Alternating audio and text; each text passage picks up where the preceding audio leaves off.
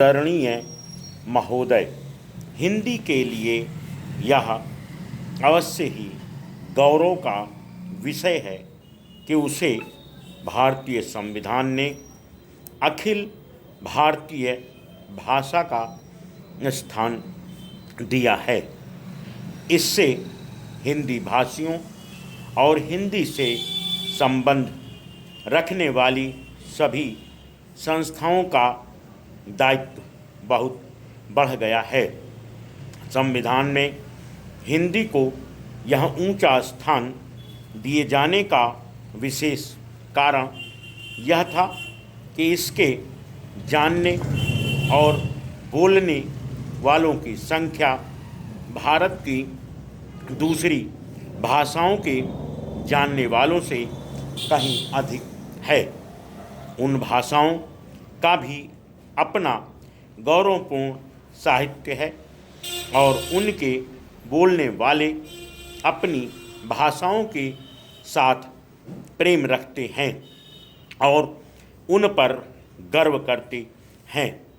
इसलिए सभी ने हिंदी को जब वह स्थान दिया है तो यह समझकर नहीं कि उनकी अपनी भाषा किसी बात में कम है, पर यह समझकर कि राष्ट्रीय काम के लिए हिंदी का ही प्रचार और प्रसार सुगम और सुलभ होगा।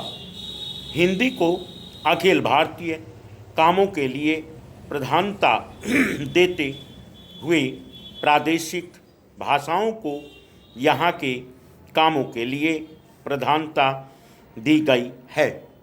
इसलिए यह अनिवार्य है कि जहाँ हिंदी का प्रचार हो वहाँ प्रादेशिक कामों के लिए स्थानीय भाषाओं को भी प्रोत्साहन दिया जाए और वह अपने सीमित क्षेत्र में अपना काम सुचारू रूप से करें। शायद यह कहना भी अनुचित न होगा कि हिंदी भाषी राज्यों में तो हिंदी का वही स्थान होगा जो किसी भी प्रादेशिक भाषा का उसके अपने राज्य में पर अन्य भाषा भाषी राज्यों में सीमित काम और अखिल भारतीय क्षेत्र में प्रायः सभी काम हिंदी द्वारा किए जाएंगे।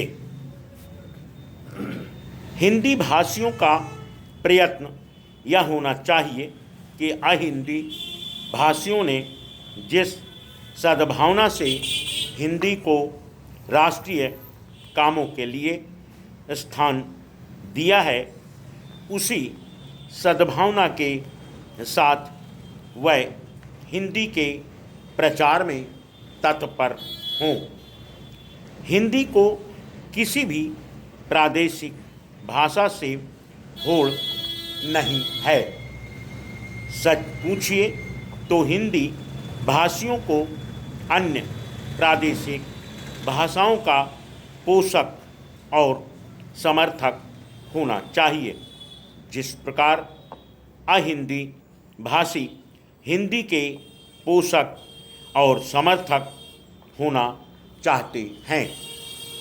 हिंदी भाषियों के व्यवहार और आचरण से यदि कहीं भूल से भी यह आभासित हुआ कि हिंदी अन्य सभी भाषाओं से अधिक समृद्ध, अधिक परिपुष्ट साहित्य वाले या प्राचीन तथा नवीन विचारों और भावों को व्यक्त करने में अधिक शक्तिशाली भाषा है और इसलिए इसको अधिकार है कि अखिल भारतीय राष्ट्रीय कामों के लिए यह राष्ट्रभाषा मानी जाए।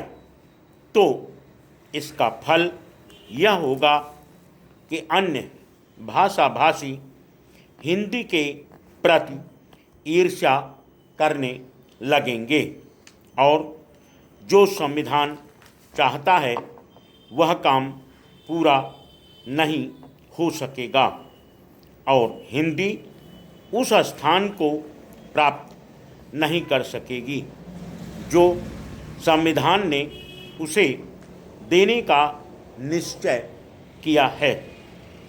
दूसरे शब्दों में हमने हिंदी का प्रचार नम्रतापूर्वक करना चाहिए। मुझे यह कहते हुए बड़ा हर्ष होता है कि इस दिशा में नागरिक प्रचारणी सभा का दृष्टिकोण सदा से व्यापक और उदार रहा है। सभा के पदाधिकारियों तथा कार्यकर्ताओं ने सदा ही अन्य भारतीय भाषाओं का समुचित आदर किया। यह सभा की परंपराओं के अनुकूल ही है कि हीरक जयंती के उपलक्ष्य में एक प्रकाशन योजना बनाई गई है। Full stop.